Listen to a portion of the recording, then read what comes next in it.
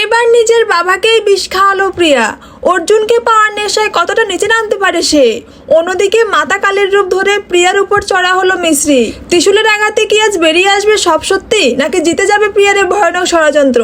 তো hello viewers, কেমন আছেন সবাই? আশা করি সবাই ভালো আছেন। সো ভিউয়ার্স, নিয়ে এলাম সিঁদুরমূল্য ধারাবাহিকের 177তম পর্বের সুন্দর একটি এক্সপ্লেনেশন।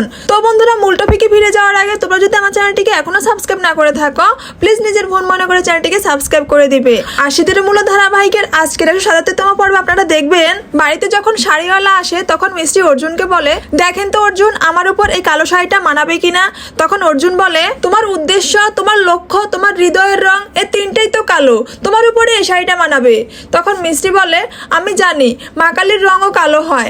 এরপর অর্জুন মিষ্টিকে আরো অপমান করে বলে যে, আমি নিশ্চিত তুমি এটার প্রাইস ট্যাগ দেখেই এটাকে পছন্দ করেছো, কেননা তুমি হচ্ছে লোভী স্বভাবের মেয়ে, আর আমাকে লুট করাই হচ্ছে তোমার অভ্যাস।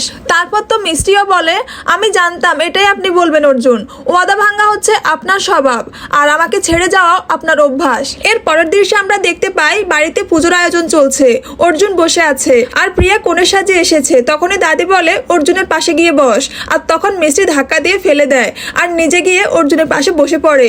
এরপর দাদিমা বলে, এটা কি হলো? তখন মিষ্টি বলে, পুজোর সময় স্বামীর পাশে স্ত্রী বসার অধিকারিতে থাকে। তখন অর্জুন দাদিকে থামিয়ে বলে, থাক দাদি, আর সবার সামনে তামাশা করো না।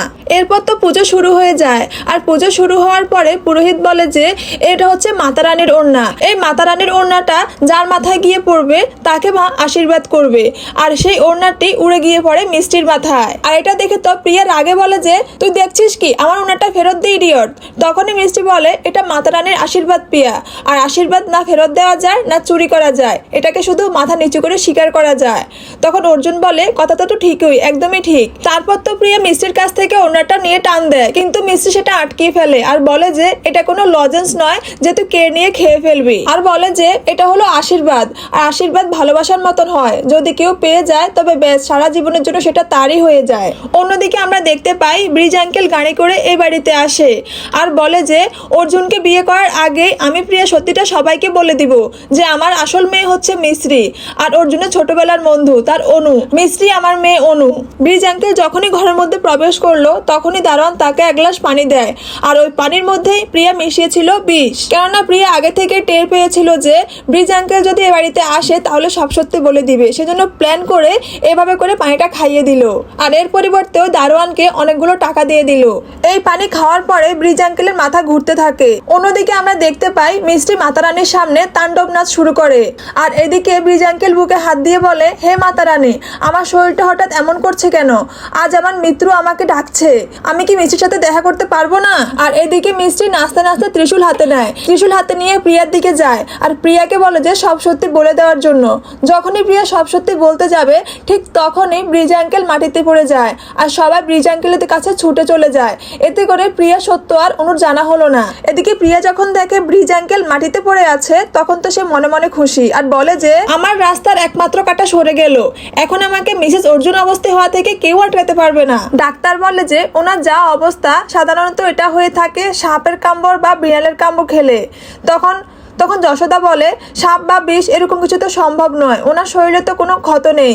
তখনই ডাক্তার বলে, উনি জ্ঞান ফিরলে তবে বোঝা যাবে আসলে কি হয়েছে, আমি ইঞ্জেকশন দিয়েছি, উনি ঠিক হয়ে যাবেন। এটা বলে ডাক্তার চলে যায়। এরপর মিষ্টি ব্রিজ আঙ্কেলের কাছে থাকতে চায়, বলে যে, কাকু একদম একা, ওনাকে একা ছেড়ে যাব না, আমি ওনার খেয়াল রাখার জন্য এখানেই থাকবো প্লিজ। তখন প্রিয়া বলে, আচ্ছা বাবা আমার, আর খেয়াল রাখবি তুই। বাহ দাদি, ওর নিচে আমার সাথে যা করেছিল, আমাকে প্রাণে মারার চেষ্টা করেছিল, ও আমার বেচারা বাবার সাথে যদি এমন কিছু করে দেয়। তখন মিষ্টি বলে, তুই ফালতু কথা বলা বন্ধ করবি। যখনই প্রিয়া মিষ্টির হাত ধরে টান দেয়, ঠিক তখনই পিছন থেকে ব্রিজ আঙ্কেল হাতটা ধরে ফেলে। তারপর প্রিয়া অনেক চেষ্টা করে তাদের হাতটা ছোটানোর জন্য, কিন্তু পারে না। সো বন্ধুরা, মিষ্টি কি পারবে প্রিয়ার দেওয়া বিষের হাত থেকে তার বাবাকে বাঁচাতে, নাকি প্রিয়া তার মিথ্যে দিয়ে অর্জুনকে চিরতরে নিজের করে নেবে? সত্য আর মিথ্যের এই লড়াইয়ে শেষ পর্যন্ত কে জিতবে? তোমাদের মন্তব্য অবশ্যই কমেন্ট করে জানাবে। আর পরবর্তী এপিসোড সবার আগে পেতে আমার চ্যানেলটিকে সাবস্ক্রাইব করে সাথেই থাকবে। ধন্যবাদ।